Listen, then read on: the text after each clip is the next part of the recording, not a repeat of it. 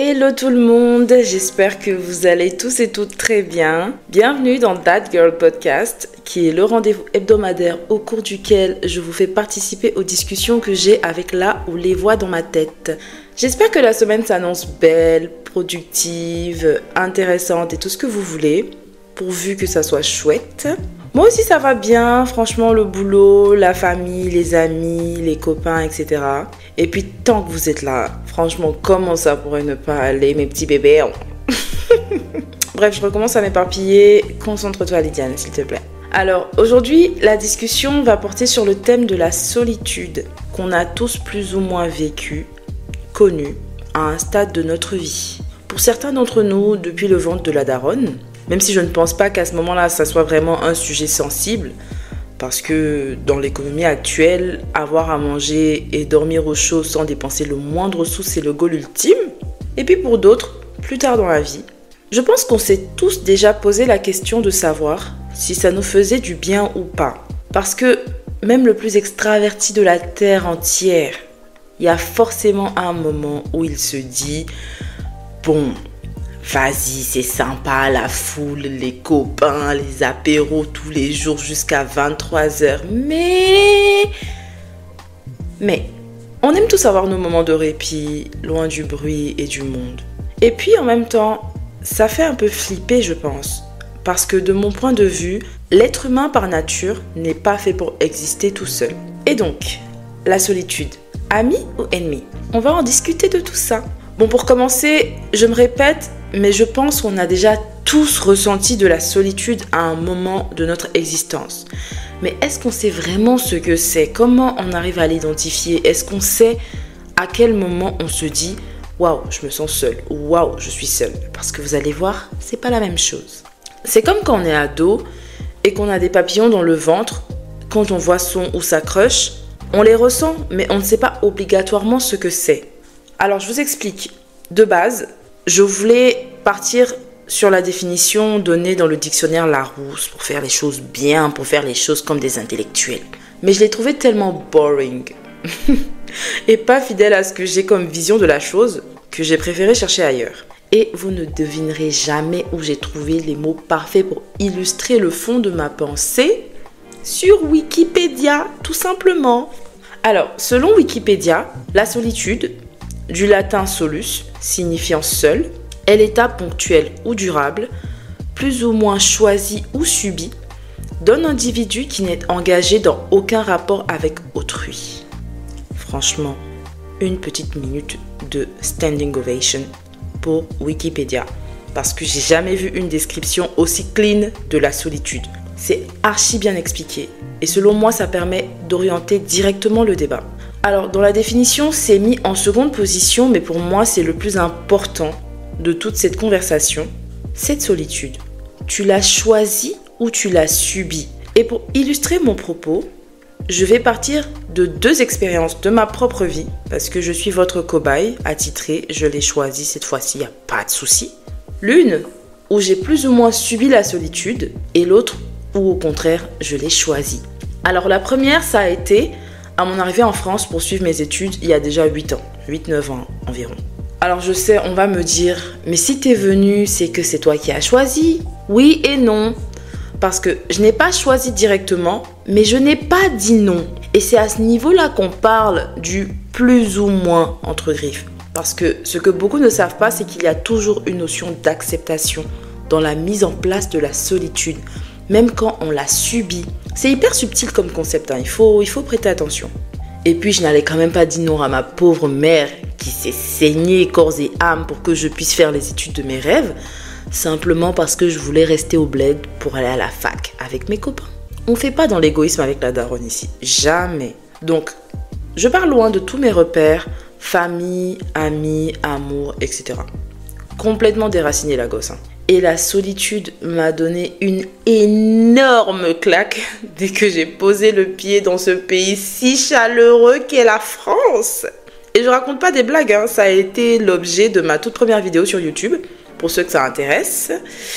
Oui, petit placement de mon premier bébé parce qu'on ne perd pas le nord ici. Alors en fait, plus sérieusement, la solitude qu'on subit, elle fait hyper mal. Pas que celle qu'on choisit soit un doux et long fleuve tranquille, non. Mais la différence, c'est qu'elle est extérieure à nous. On peut avoir toutes les plus belles intentions pour les autres, être un rayon de soleil au quotidien et se sentir seul du jour au lendemain. Déjà, il faut comprendre que les rapports humains sont hyper complexes et on ne reçoit pas toujours ce qu'on donne. Ça fait mal, mais c'est comme ça, c'est la vie. Et puis voilà. Une célèbre philosophe des temps modernes, j'ai nommé Kris Jenner, a dit « Tu ne peux contrôler que ce qui vient de toi. Tant que ça ne viendra pas de toi, tu ne pourras rien y faire. » Et c'est triste à dire, mais c'est aussi la vérité. La solitude, elle peut s'installer lentement, insidieusement. On peut être mis à l'écart petit à petit. Les appels de ton chéri s'espacent. Il prend de moins en moins de tes nouvelles. Il est de moins en moins disponible. Tes copains commencent à faire des sorties sans toi. Parfois, ça vient même de ta famille. Ou alors, elle peut s'installer de manière brutale, comme une rupture par texto ou, plus tragiquement, un deuil.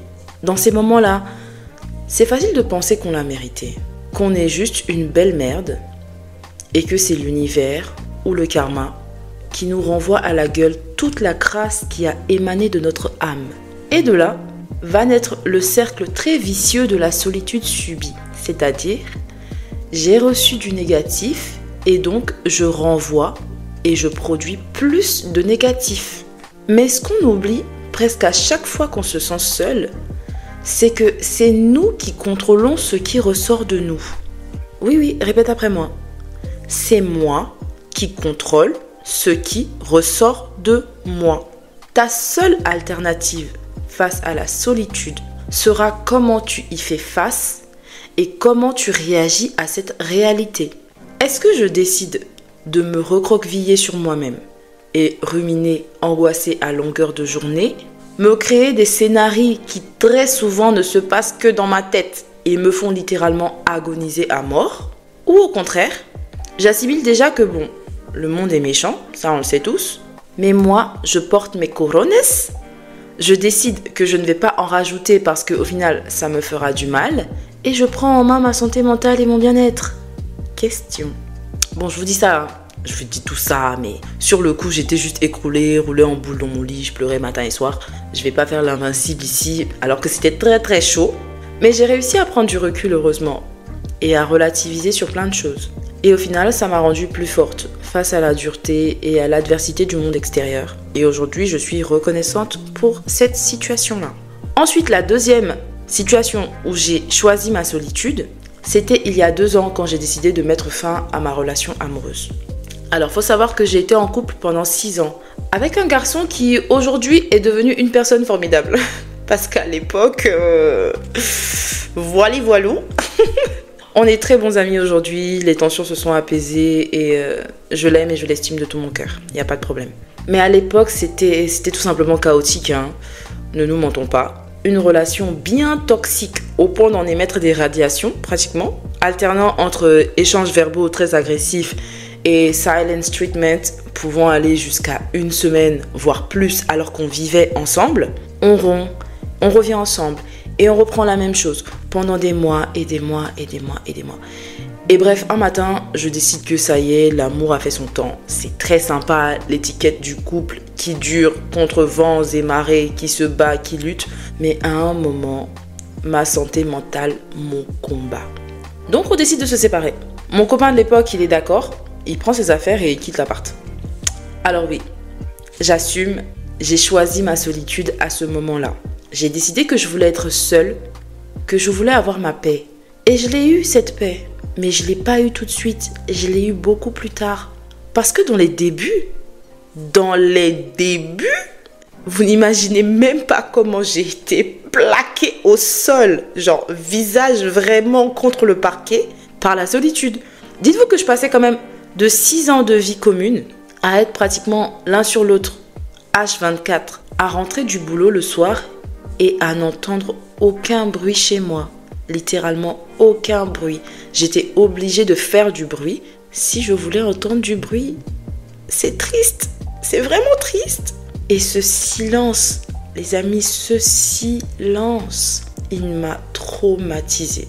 et il m'a longtemps traumatisée, je vous l'avoue.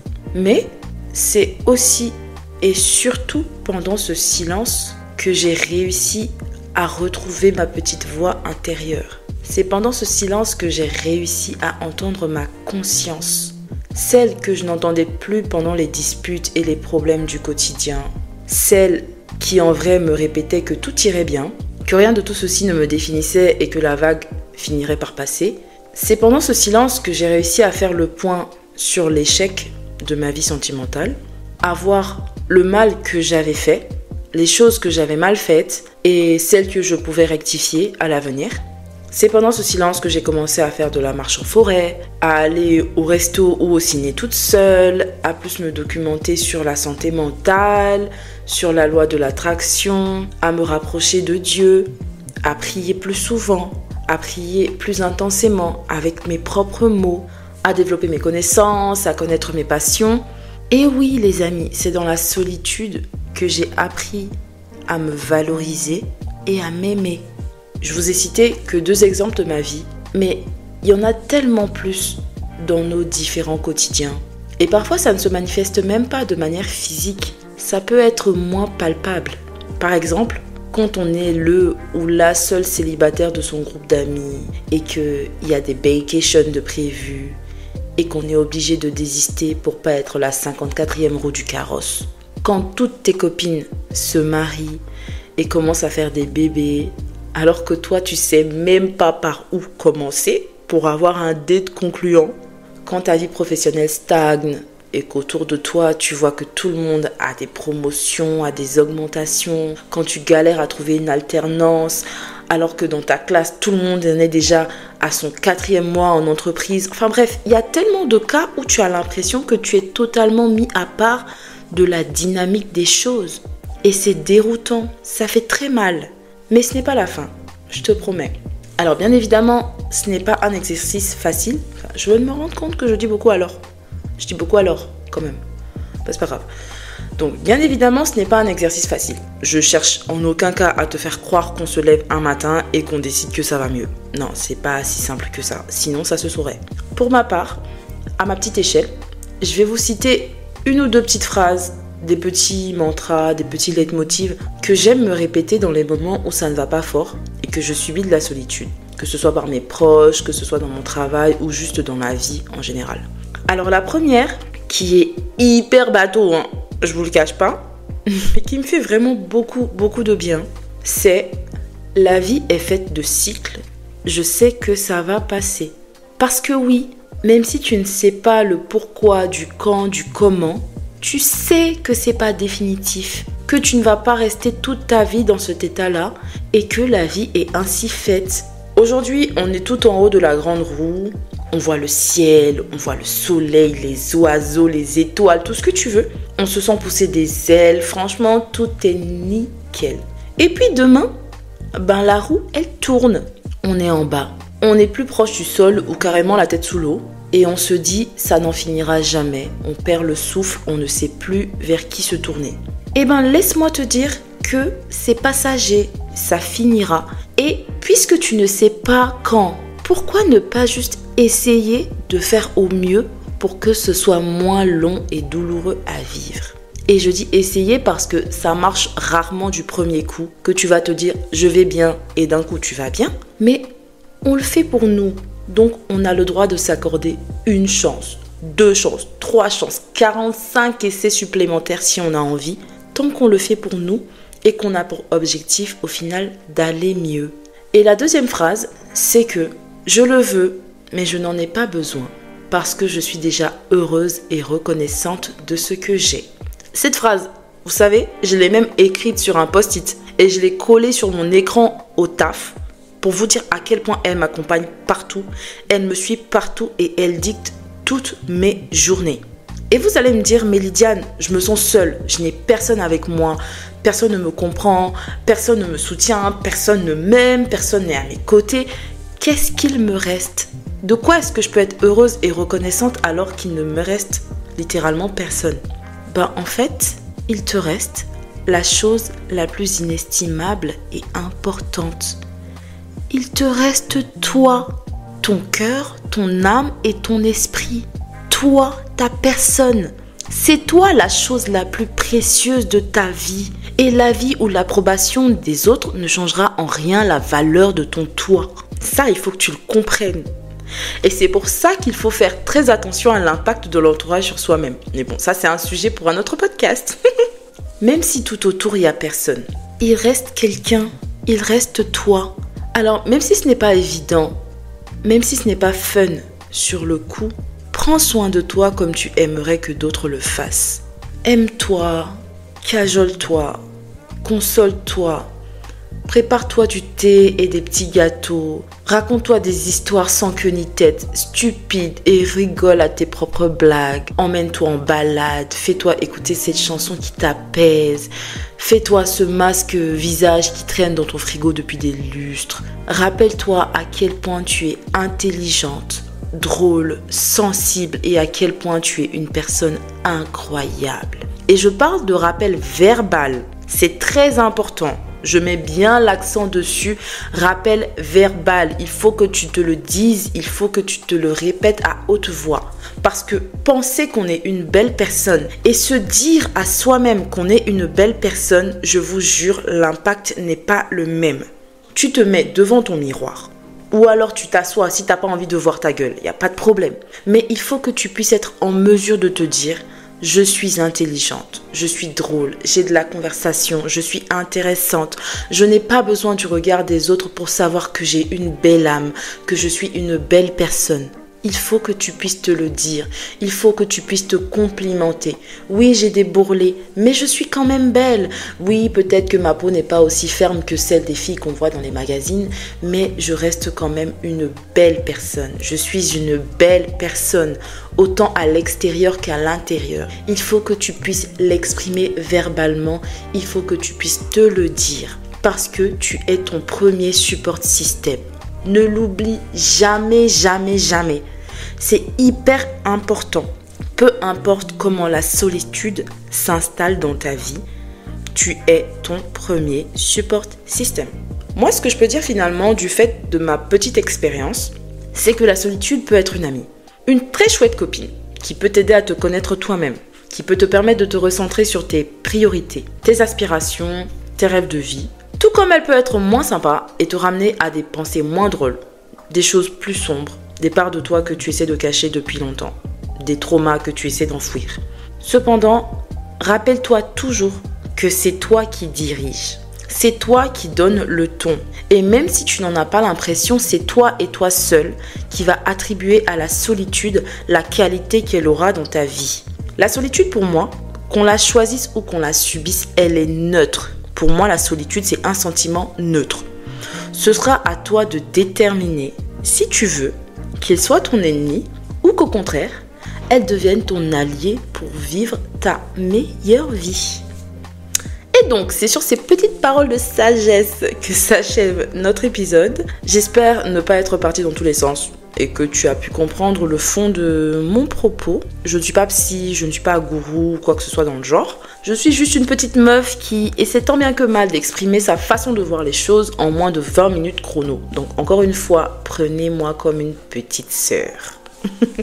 Merci d'être resté en ma compagnie jusqu'au bout. N'hésite pas à me faire savoir ton avis dans les commentaires depuis la plateforme où tu m'écoutes et à me laisser 5 étoiles si tu aimes mes petits débats et aussi à me follow sur Instagram, thatgirl.pod pour le podcast et Lizone pour mon compte perso. Je te dis à la semaine prochaine pour un nouveau rendez-vous dans That Girl Podcast et je te fais plein de gros bisous d'amour. Bisous bisous.